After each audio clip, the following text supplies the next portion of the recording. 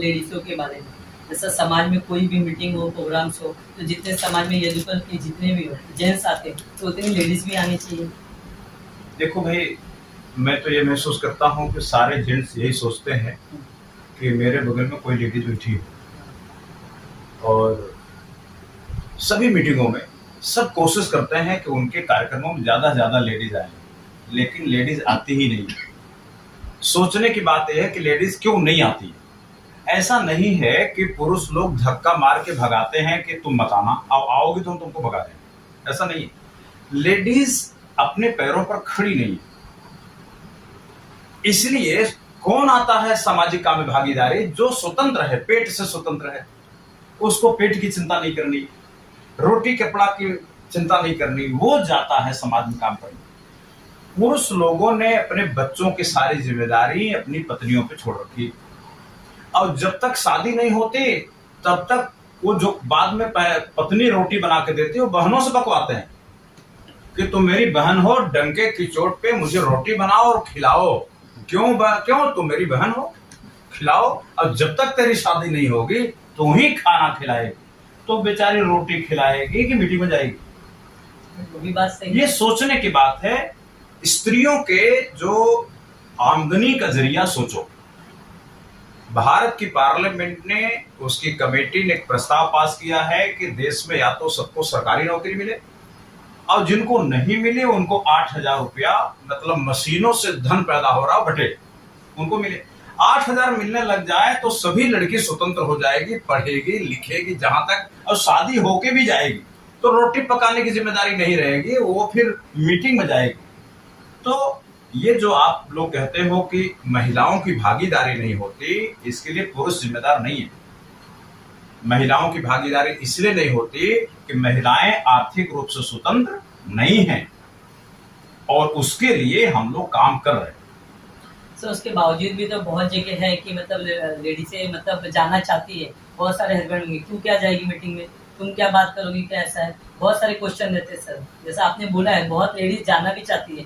जैसे मैं ही हूँ, मेरे घर में, मेरे भी घर पे रोकते हैं, तुम क्या मीटिंग करोगे, तुम क्या किसी से बात करोगी, क्या करोगी। अगर मैं जाऊंगी नहीं, मैं बात करूंगी नहीं, तो सर मालूम कैसे पड़ेगा कोई भी चीज। देखो, मेरे को लगता है कि आप 2-3 महिलाओं के सर्वे करो। हाँ। ये जो महिलाएं बेचारी कम पढ़ी लिखी हैं, हाँ। उन्हीं के हस्बैंड ऐसी भाषा बोलते हैं।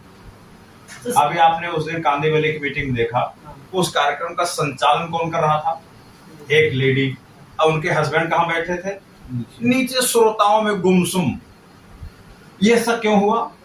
क्योंकि वह महिला जो कार्यक्रम का संचालन कर रही थी, वो आर्थिक रूप से अपने पैरों पर खड़ी है, वो नौकरी करती है, वो अपने हस्बैंड पर आधारित नहीं है। इसलिए उसने कहा कि मैं मीटिंग में जाऊंगी, तो हस्बैंड नहीं रोक सका। जब पत्नी का अपना आमदनी का जरिया नहीं है, तो पत्नी को हस्बैंड की बात माननी होती है। ये मामला भी आर्थिक। और सर बहुत सारी लेडीज है जैसे पढ़ी लिखी है, उनको जॉब नहीं अच्छा है, तो उनका एजुकेशन है, उनको पढ़ाई काम धंधे का है, तो उनके लिए कुछ अपन कर सकते हैं। देखो, जॉब जहां तक बात है, जॉब नौकरी सबको मिल नहीं सकती। गवर्नमेंट नहीं सर, तो अपनी संस्था से कोई प्राइवेट भी नहीं मिल सकती। मैं इसका कारण बताता हूँ।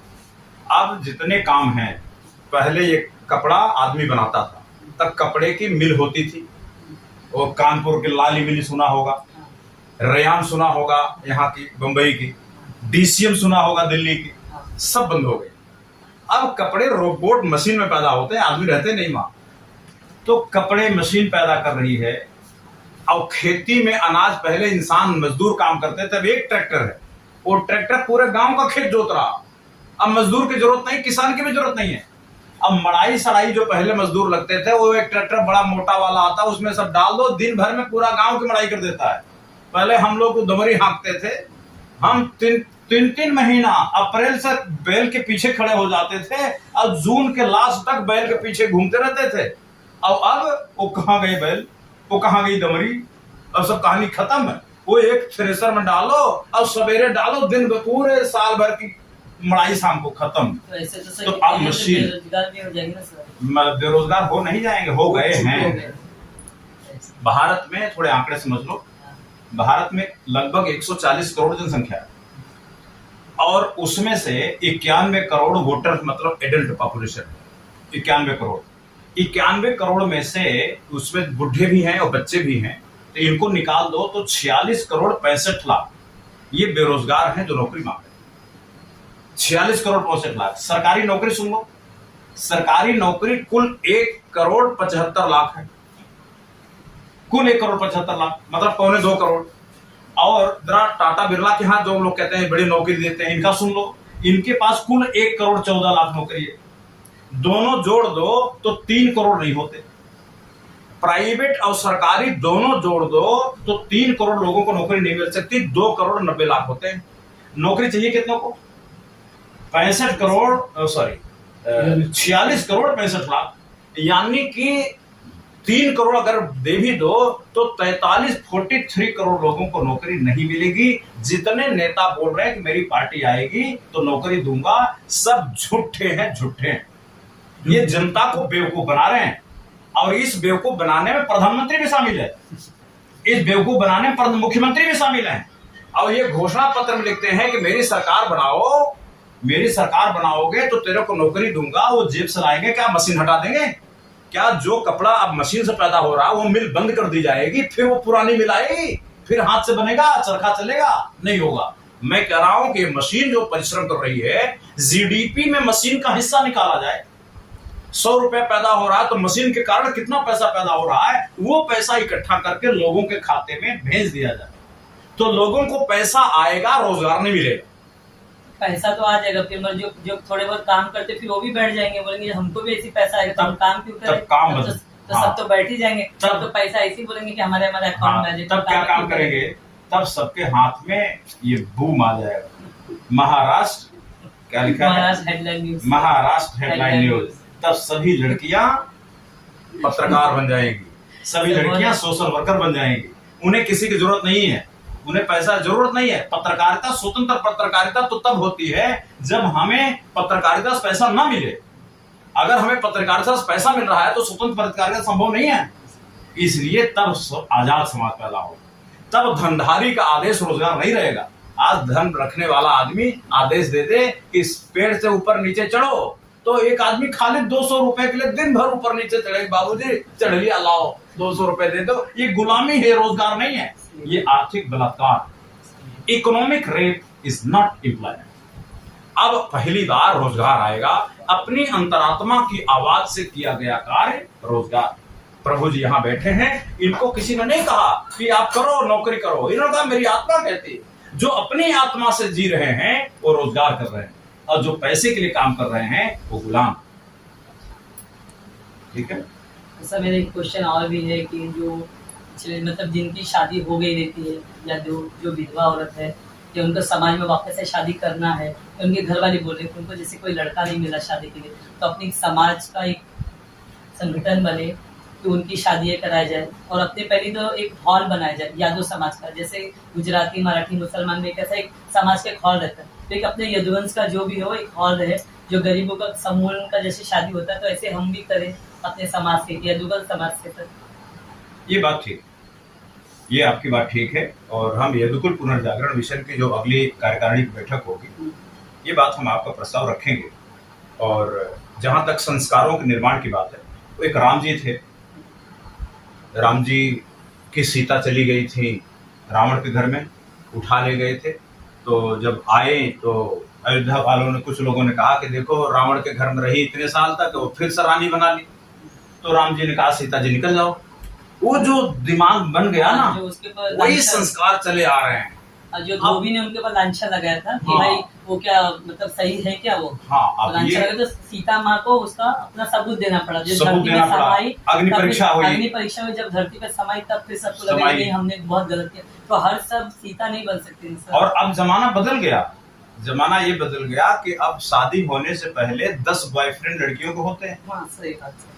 तो 10 रावण के पास घूम के आ चुकी होती है वो, और लड़के भी कोई राम नहीं है, सही बात। उनके पास भी 8, 9, 12, 14 रानियां पहले से हो चुकी होती हैं, और एक्स वाई क्या बोलते हैं, X boyfriend, Y boyfriend, Z boyfriend, पता नहीं क्या क्या बोलते हैं, और वो क्या बोलते हैं, डंप कर देते हैं, और ऐसा कुछ। हाँ, तो सब बहुत सारे शब्द आजकल चलते हैं। तो वो सब करके आए होते हैं, कौन राम है कौन सीता। सर ठीक अब अगर कोई विधवा भी हो गई, हाँ कोई लड़की विधवा हो गई, तो समझ लो कि भाई उन्हीं में से, जैसे शादी के पहले आप लोगों ने 10 लोगों से रिश्ते बनाए थे, हाँ। 11वीं से शादी कर ली, हाँ, तो उसी में से एक लड़की और है जिसका रिश्ता किसी से था। इसमें घबराने की क्या बात है? नहीं सर। ये समाज के संस्कार बदलने के मामले में हमको प्रशिक्षण, जन चेतना विकसित करनी पड़ेगी, और इसके लिए यदुकुल पुनर्जागरण मिशन की एक शाखा खोली जाएगी। ये बात आपकी मांगता है। और सर जैसे किसी के क्या रिश्ते लेके जाए शादी के लिए, तो पहले उनका वर्ड रहता है कि लड़की की शादी हुई। अगर किसी ने बता दिया कि लड़की की शादी हो गई है, तो उनके ऊपर पहले ही अरे वो तो दुआ है, ये क्यों लाछा लगाने का दुआ। मुझे ये वर्ड से ही मुझे बहुत चिढ़े सर, ये दुआ वर्ड क्यों लगाना। ये अज्ञानता है, ये महज अज्ञानता है और कुछ नहीं है।